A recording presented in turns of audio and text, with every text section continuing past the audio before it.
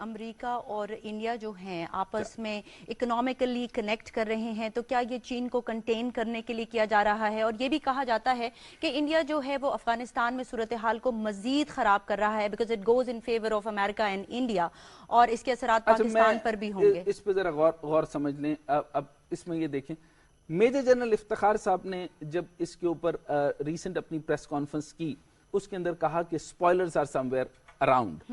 اچھا، جو اسپوائلرز ہیں، پھر اس کے بعد انڈائریکٹ ریفرنس آپ نے انہوں نے دیا، اور اس کے اندر ڈیٹوریٹنگ سچویشن کے اندر جو افغانستان کو بتایا گیا، اور اس کے اندر بتایا گیا کہ یہ اچانک جو وڈرول ہے، یہ بھی ایک اسٹریٹجک موو ہے۔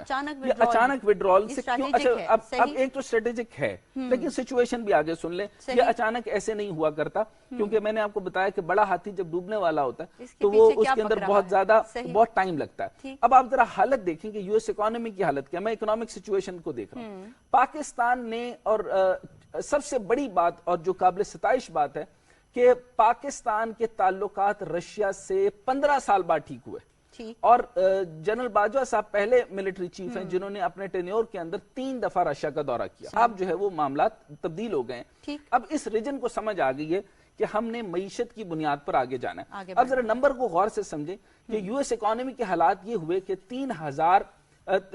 تقریباً 3 لاکھ جابز جو ہیں وہ وہاں پر ان لوگوں کی گئی، اور تقریباً 0.3% of the real G D P ان کو ڈیکریز ہونا پڑا۔ ان کا جو سٹاک مارکیٹ ہے وہ بڑی بری طریقے سے گرا، ان کے ٹیرف ریٹس بڑھے، اور اس طریقے سے 1.7 ٹریلین کا نقصان ایٹ لیسٹ ان کو یو ایس کو پہنچا۔ اچھا، ریسنٹ ٹائم پر، اور یہ کس وجہ سے پہنچا؟